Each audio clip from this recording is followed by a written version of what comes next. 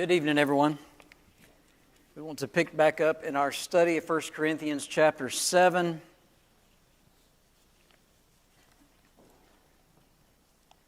I promise you I'm not lingering here because I enjoy it.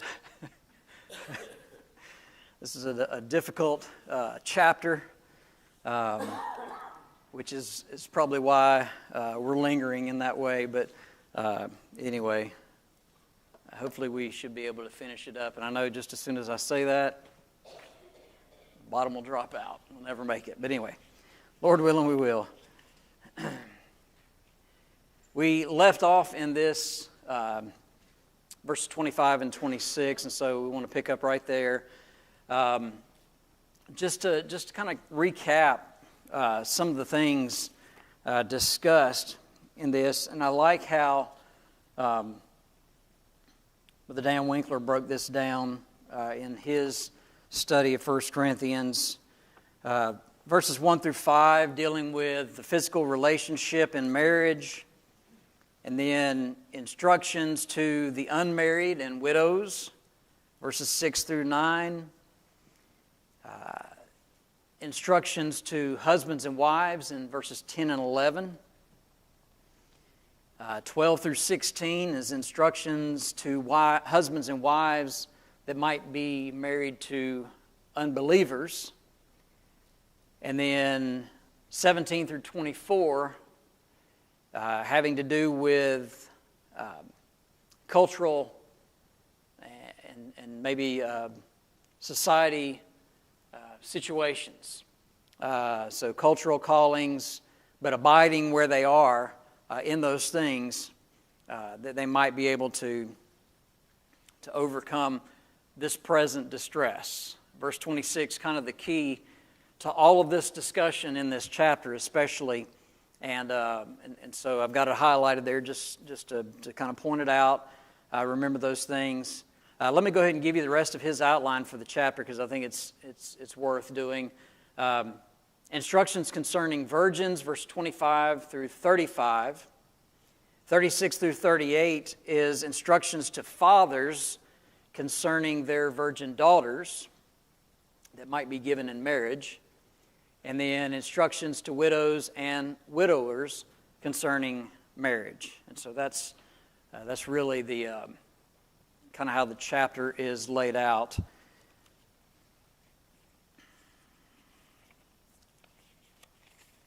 Back up in my notes.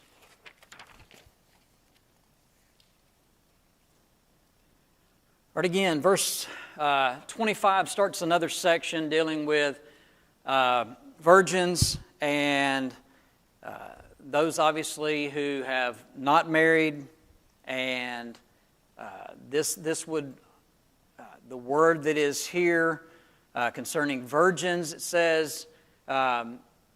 This is probably very clearly not, while this is feminine gender, this also would apply to males as well. And then you find a generic term for man being used in this section as well. It is so good, he said, or that it is good for a man to so be, or to remain as he is. That's the generic word for mankind in that sense. And so this would apply then in both directions, just if you were wondering those things. So, and I think it's important to make that distinction.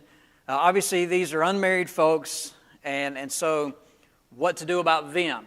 And so Paul is clearly answering another question, and again, due to the present distress, so under that headline, if you will, he says, I have no commandment from the Lord, yet I give judgment as one whom the Lord in His mercy has made trustworthy. I suppose, therefore, that this is good because of the present distress, that it is good for a man to remain as he is. That's not the end of the sentence, but that's where we're going to stop for just a second here. The Apostle Paul, as he has done on several occasions, seems to make a distinction as to something specific that the Lord has spoken concerning, or that the Lord has not spoken concerning this, but He is giving inspired advice. And I use that term because, just drop down to, let's see, verse 40, the very last phrase that is there. I think I also have the Spirit of God. Now, I know we're not there yet, but Paul is basically saying, I've been given this revelation, that I'm inspired to give this advice. So this is based on what God wants, though the Lord himself had not taught directly on these things. And so that's kind of the distinction you probably keep noticing as we go through this. Paul will make a statement like that, and you might wonder, well, why is he making a distinction between something that he's giving advice for, or the Lord commanded it, or didn't command it, or whatever? And so I think he's just clearly showing us the Lord spoke directly on this. This is what we know that he spoke. However, I'm going to give you some advice here. Though the Lord didn't say this, let me give some advice concerning this. And so he says, I give judgment as one whom the Lord in his mercy has made trustworthy. Obviously, he is an apostle of Jesus Christ and inspired to do so, to write these things. Again, I think it's important to understand that these seem to be questions that were given to Paul. And so while he might not have just been normally going to write about these things, whatever it is that they're going through has, if you will, inspired the thought, the conversation, should we even be getting married? What if we're married too? What if our spouse is an unbeliever? What are we supposed to do then? What if we're not married but we want to be married? And so what if I'm a widower or a widow? Then what do I need to do here?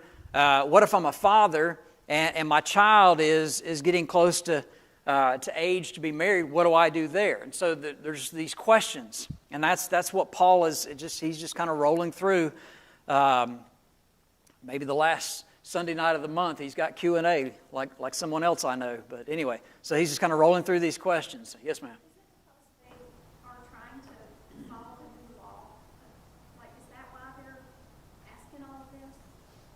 Because they're following a new law? Because they're in the church now instead of the old law. And so is that where... I think it may be some of what's going on, but I think verse 26 tells us that there's some kind of, whatever this distress is, whatever this thing is that they're going through. And I have a note on that. Let me just, let's see. When you think of persecution, we talk about, the possibility of our going through persecution, but we can plainly see our persecution that we might be going through, and that might just be someone poking fun of us because we believe a certain way, right? And we could call that persecution, kinda, okay? That's not really what's going on here. They're clearly going through something that is major. This is probably something akin to what Paul actually knows very well from the other side of things. The havoc that he made of the church, right? Going back to Acts chapter 8 when the church was scattered abroad everywhere. Why? Because of the distress, right, that was going on in and around Jerusalem and Judea in that area. Why? Because Paul was hot on their heels, right? He was tracking them down. He was going then to Damascus, right? He was going all the way into Syria to try to track people down, to bring them back, bound to be tried before the Sanhedrin Council. So this is, there are those who, in this particular situation, Christians were likely being separated from their families and being imprisoned, and some even being put to death because of their loyalty to Christ. And so I think that's the main thing. Were they struggling maybe because they didn't fully understand what all was expected of them? Maybe that's some of what's playing in here. But remember, you have a mixed congregation of both Jews and Gentiles also. And so these are not just folks who know the old law and all of that. These are also Gentiles.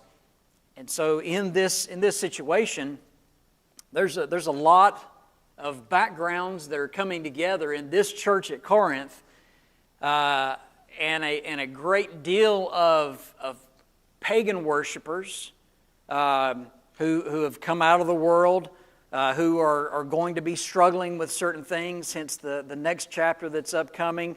And so there are a lot of things at play kind of in the background. But what seems to be the driving force of all of it is this present distress. Whatever this persecution was enough for Paul to give inspired advice that, look, it may be good if you're not married, to at least for a moment in time. Maybe you should remain unmarried. Maybe you should think about that. It'll be easier for you. Your focus will be then on the Lord, not on the care or concern of your family that you might be separated from because of this persecution, or they might have been pulled from you or something like that to get you to go a certain way. So all of that so this is a major thing that is caused this conversation, these questions to come up. And so, let's see, verse 26 here. So this present distress again, this kind of persecution, one commentator wrote that could make a normal marriage almost unbearable, just because of what they were going through. And so that's why this is so difficult for them. Let's see, verse 27 and 28. He asks, are you bound to a wife? Then do not seek to be loosed. Are you loosed from a wife? Then do not seek a wife. So from either side of this. So, again, kind of the idea of still remaining where you are. So you have a wife, so don't try to leave. But if you don't have a wife, then don't be seeking a wife. But even if you do marry, you've not sinned. And so what he's saying is, while I'm giving inspired advice, it's not sinful for you to go and be married. He's just saying it's going to be very difficult. And in fact, he says, nevertheless, this is the next verse down at the end of it, he says, nevertheless, such will have trouble in the flesh. And I'm trying to spare you from that. So that's what's going on. I'm giving you this inspired advice because I want you to be, I don't want you to have to worry about those things. I'm trying to spare you from all the difficulty that might come your way because of being married, which is wild for us to even imagine, right? It's hard for us to wrap our minds around that, or at least it is for me. So even if you do marry, you have not sinned, and if a virgin marries, she has not sinned. Nevertheless, such will have trouble in the flesh, but I would spare you from that trouble. And so kind of finishing the ellipsis there in that verse. Nevertheless, such will have trouble in the flesh, and I would spare you from that trouble in the flesh. Again, because of the present distress. And so he's just trying to give advice that would kind of take away some of the heartache from being married if they're not married. Nevertheless, he says, if you marry, it's not sinful to do so. So keep that in mind. All right, verse 29 down to 31. But this I say, brethren, the time is short, so that from now on even those who have wives should be as though they had none, those who weep as though they did not weep, those who rejoice as though they did not rejoice, those who buy as though they did not possess, those who use this world as not misusing it, for the form of this world is passing away. This is kind of a hard. This passage is kind of hard for me to follow, but ultimately, the time is short. He says. So there's two thoughts that this could have to do with. Is he speaking of the length of the present distress that they are under? Or is he using this more in a larger picture scene, thinking about, kind of like James says, life is but a vapor, right? It appears for a little time and then vanishes away. James 4 and verse 14. So is it more like that, or is this really due to the present distress that he's talking about, that time is short? Anybody have any thoughts they want to share on that? Well, I think one thought that is driven from a preceding narrative is the fact that Paul was describing at one point the fact that you were to deprive yourself of relations with your wife, but for a period of time, right? So I think here there's more to speak if you're carrying the whole context that this is a continuation of the discussion about the current distress. And I think of focusing on the current distress. Time is short. We're going to have to, quote unquote, maybe for lack of a better term, hunker down for a little bit here and focus on what's at hand. And he's giving a few comparisons of what might have to happen for that duration of time. Yeah, I would agree with you. That's kind of the position that I lean toward, is that, again, this is still the context of this present distress, so we haven't really left that point of it, and we've made the point this is how he is answering these questions through this whole chapter. So it seems to be the case that this is, contextually at least, the time is short, seems to have to do with the present distress. And so... We also know that from other, outside of this context, from other passages, that our lives are short. Our lives are like a vapor. And so even if this current distress wasn't in play, their lives are short. And the point about, the families and the wives and all those family relationships, even without that distress, they have to keep spiritual things in the forefront. Yes. And we do too. As much as we love our families should never get in the way of our faith, our relationship with God. That's the eternal thing that we've got to hang on to, regardless of family. Absolutely. And it's kind of where I was going next with Luke 14, just to read from verse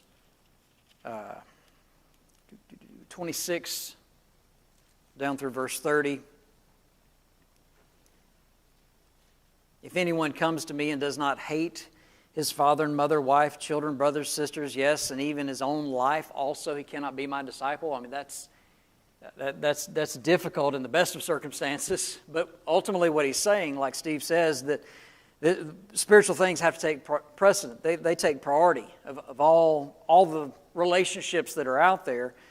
And so that's why, as Will pointed out, that that husband and wife can take a moment for spiritual reasons, and they come back together so you're not tempted to go away from God because of that, and consider, because of this present distress, those relationships that might cause so much heartache for you that it would cause you to leave Christ, or if you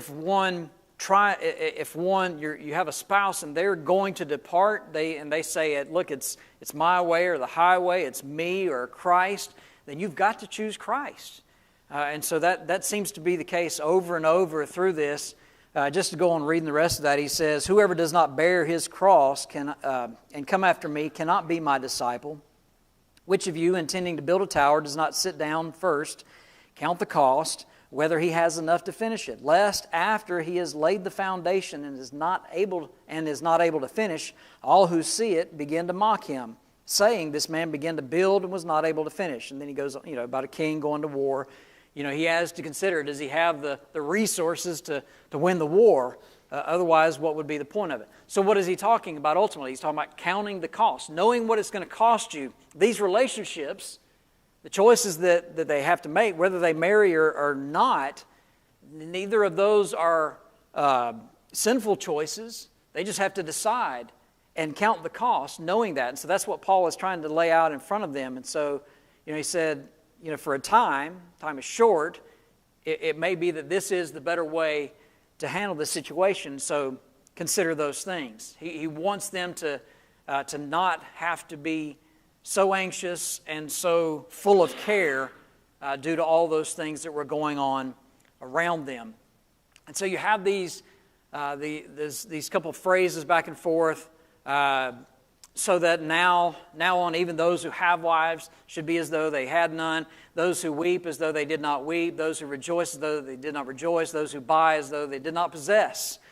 And he then uses a phrase here about those who use this and those who use this world as not misusing it. And so literally to immoderately misuse or abuse it.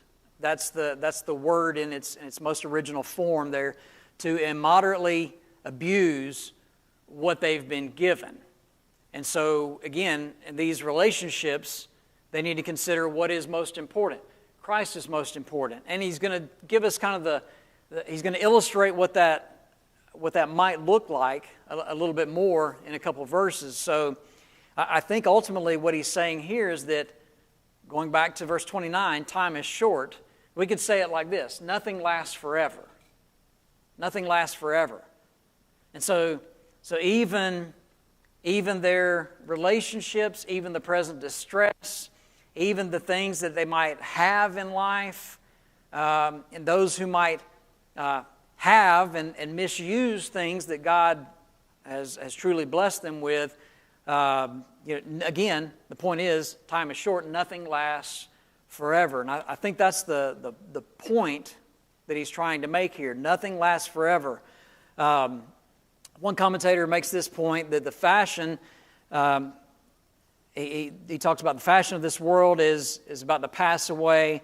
Could also be the idea, or the form of this world, the last phrase that is there, the fashion or the form of this world, might even be a reference to the Jewish system, which was about to pass away. Again, this is before AD 70, so a good bit before AD 70. And, of course, in Jerusalem, it'll be leveled in AD 70 by the Roman Empire. And so it could be about the destruction of Jerusalem. It could have, at the very same time, even reference to, all right, that's one economy to think about, but even the Roman political system was not going to last forever. And so even the abuse that they might be getting from the Romans, that in fact, that wouldn't last forever. And so that they themselves would certainly would pass away as well. So nothing lasts forever. So we have a couple of passages that remind us of the point of this. 1 John chapter 2, verse 15 through 17, love not the world, neither the things that are in the world, the lust of the, or the love of the, if any man love the world, the love of the Father is not in him. All that's in the world, the lust of the flesh, the lust of the eyes, and the pride of life, is not of the Father, but is of the world. And he says the world does what? It passes away, right? Doesn't last forever. And the lust of it. Peter says it this way: the day of the Lord will come as a thief in the night, in which the heavens shall pass away with a great noise, the elements will melt with fervent heat, the earth also and all the works that are therein are going to be burned up. They're going to melt with fervent heat. They're going to be burned up. Seeing all these things shall be dissolved, what manner of persons ought you to be in all holy conduct and godliness? Because we're supposed to be looking for and hastening unto the coming day of the God, day of the Lord. And so both the Apostle John and the Apostle Peter remind us of those very, very points, as well as we reference James chapter 4 and verse 14 as well. So this is something that I think this is the point that's being made here, and the form of this world passing away, whatever that may specifically be. That was Luttrell that believed it to be maybe the Jewish political system and even the Roman political system. And maybe it's more about the Roman persecution that was coming upon the church at that point in time, because it was certainly getting severe at this point in the empire. And so, yes. Also, this may be really far-fetched, do you think the form of this world passing away could also mean like us individually leaving this world? Sure. And because in the form of my world at that point has passed away, not everybody else's but mine. Sure. Because who knows when my last day And I think that's kind of where we began with this idea. Life itself is short in a very general way, but individually we have to consider that. And then we think about time is short in the sense of what we're going through in this life. And so whatever that form was, I think would probably encapsulate all of that, certainly. That's a good point. Most other places in the Bible, except for here, marriage is a positive thing. Mm-hmm. You know, it's encouraged, Yeah. it's good, it's blessed, it's a holy union. But in this specific area, there's warning, and I think, as the time is short and the form of the world is passing away, they're saying, hey, look, here's a specific set of instructions for whatever the current distress is, whether it's the government or some evil speaker or false teacher has caused the turmoil. It's like, okay, we need to realign for the sake of the Lord and the church until this passes away. But hang on, the world is changing. I think at the end of 31, it's like the form of the world is passing. Whatever's happening now is going on. Yeah, it's all changing. Because Yeah, everything else you ever read in Scripture, marriage is positive. that's good. That's a good point. It's a great thing, but there's this whatever's happening right at this moment. They say, okay, guys, we need to realign to protect the church, protect the families. Yeah, But this is going away. Take heart. But for right now, yeah, we need to do something a little bit different. yeah. I think It must have been a terrifying. I'm gonna have to ask when we get there. But that present distress was, 'cause I'm pretty curious. It must have been really bad because they wrote to Paul asking about what do we do, right?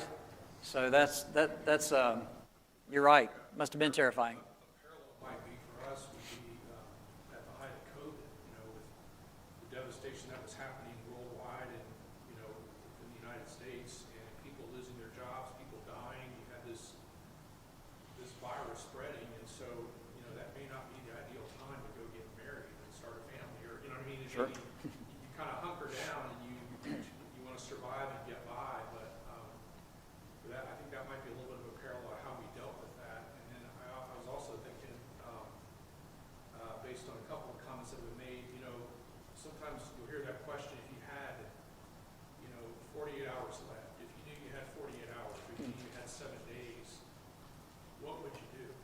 How would you spend your time? And typically you'd hear, well, I want to call my dad, I want to tell people I love them, I want to be with my church family.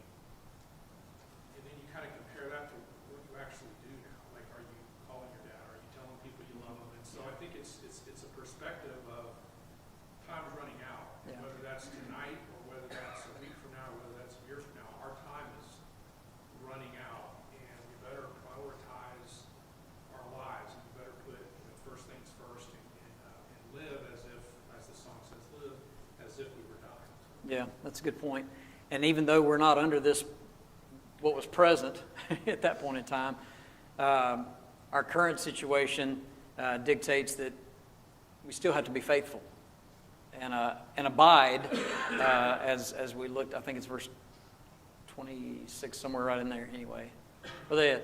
In verse 31, what does it mean in those who use this world?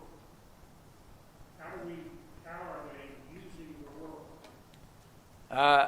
It could be that they are misappropriating or misusing blessings that have been bestowed upon them, given to them. It may be materialism that's taking place. Might be a form of thinking about that. There are a number of things. It could have to do with those who were, hang on, I've got an extra note in here. I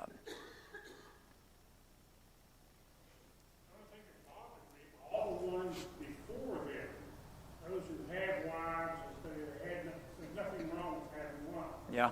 Those who weep as though they did not weep, there's nothing wrong with weeping.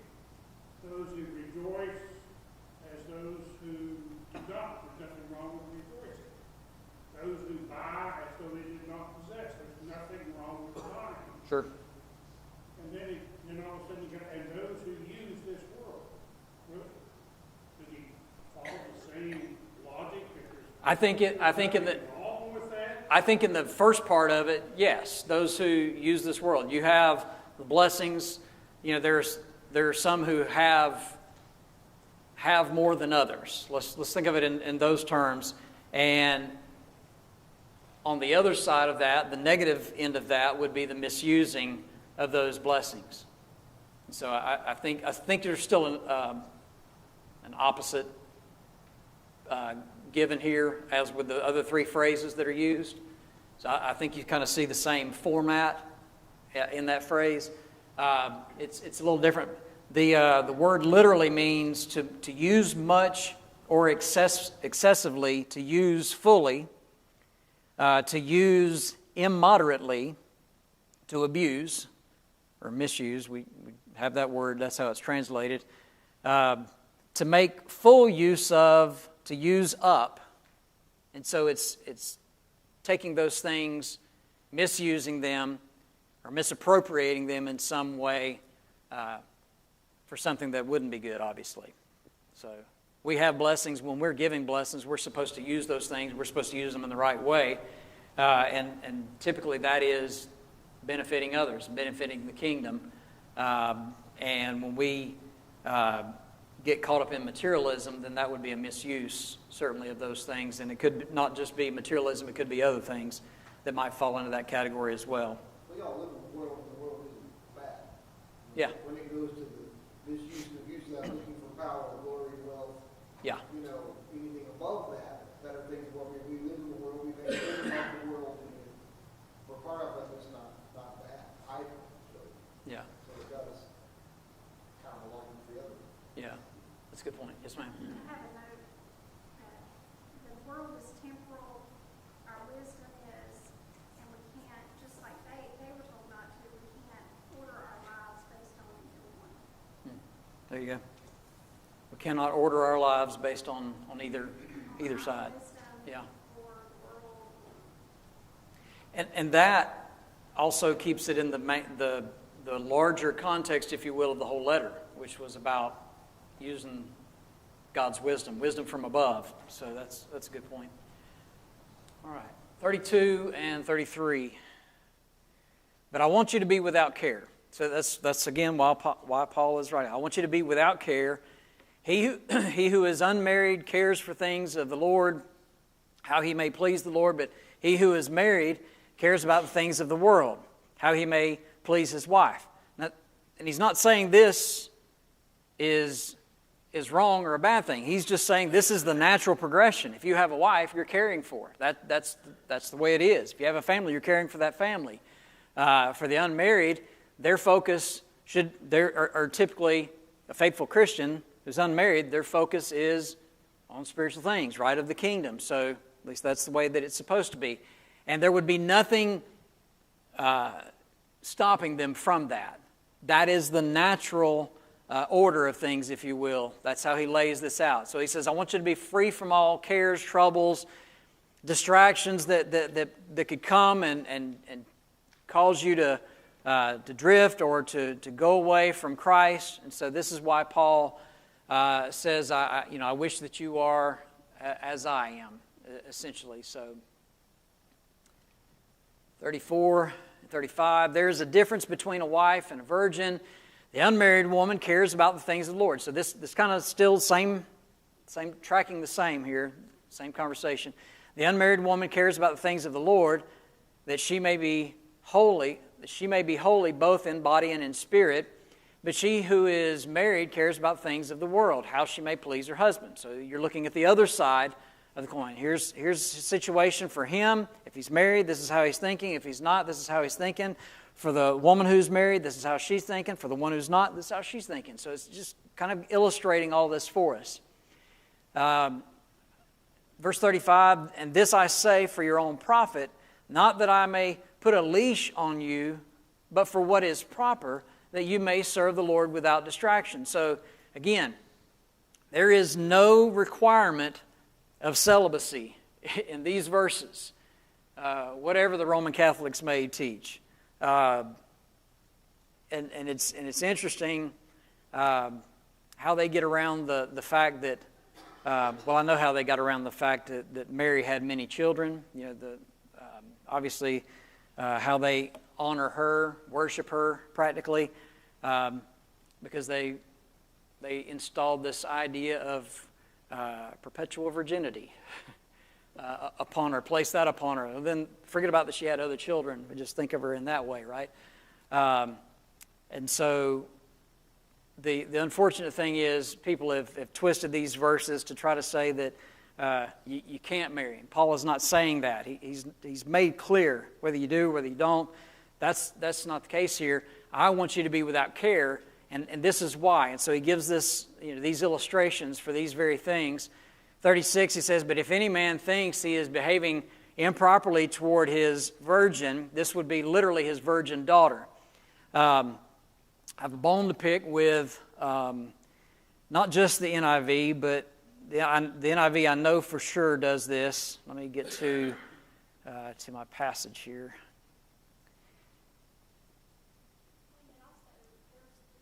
People, even in the church, that say that a woman has no life if she doesn't get married and have children. Yeah. I mean, I've heard that even recently. And so this debunks that too. It does, 100%. Like God doesn't require either. Yeah. You know, and Jesus even talked about those who were as spiritual eunuchs for the kingdom. You know, because that was they could focus on the kingdom, they could focus on spiritual things. This is probably this is difficult to read, but I want you to understand some translations really miss the mark. If the King James had missed the mark this bad, I'd be pointing it out too, I promise you. There are plenty of things we can point out. But if anyone thinks he is acting improperly toward the virgin he is engaged to. Anybody catch that? That is not correct. And if she's getting along in years and he feels that he ought to marry, he should do as he wants. He's not sinning. They should get married. This is not a boyfriend and a girlfriend. This is a father who has especially in that culture, the authority to betroth his daughter to someone. And this usually happened very young. Okay, so this happened very young in age. And so then when they got to that age when they were going to be married, then they'd go through that betrothal process, and that would last for a time, and then the marriage ceremony and so on.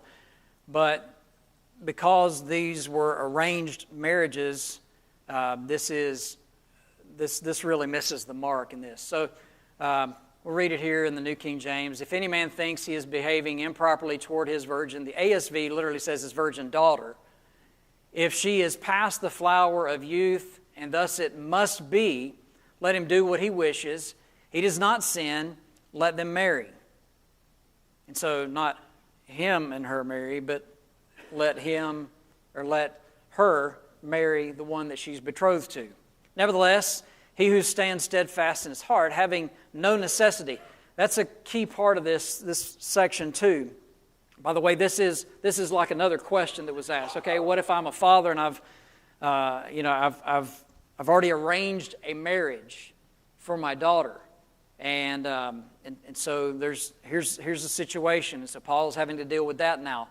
So the man there is the father, virgin, that's the daughter. And again, fathers would have been the ones to contract these marriages for their daughters. If she's past the age where culturally speaking, culture dictated that she would have been married at this point in time, and he feels compelled to let her do so, then he has not sinned in so doing. And so, and he makes that very clear. He has the power over his own will, and has so determined in his heart that he will keep his virgin, or guard. Think of it that way. Think of the word keep, how it's sometimes used in Scripture, guard. He'll keep his virgin daughter. He does well. So then he who gives her in marriage does well, but he who does not give her away in marriage does better. Again, due to the present distress, right? Because of the situation that's going on. So, if of necessity, the betrothal process, and it's already started and it's taken place, and the other family and that boy that she's supposed to be, young man that she's supposed to be marrying, if they're pressing the issue, then he can make up his mind to do so, to let her go and be married. But if there's what does he say? Having no necessity. And so that would be, again, the contractual part of that. And so if there was a way out, then he could set that aside. And again, it's for this time, right? For this present distress. But again, culturally, I mean, there's the phrase here, she's past the flower of youth. And so the way that they obviously looked at this, by the way, this is, for this culture, for the Eastern culture, this is 15, 16 years old, okay? This is hard for us to wrap our minds around, okay? But that was pretty typical for that culture. Still is in some places. So this is what's going on. I tell you what, I will hold verse 39 and 40. We were so close. But I want to cover that phrase, in the Lord. I want to make sure we spend some time on that and cover that and deal with that. NIV. And there was one other that I found. Huh? It says daughter. That's the ASV, 1901. And others have it in the margin. And I'm not sure how the NIV gets around it. I don't know what it has in the margin. I'd be interested to see that. That unfortunately is pretty perverted. All right, we'll end there for the night. Appreciate everyone's comments. We'll pick up there in verse 39 and 40 next week.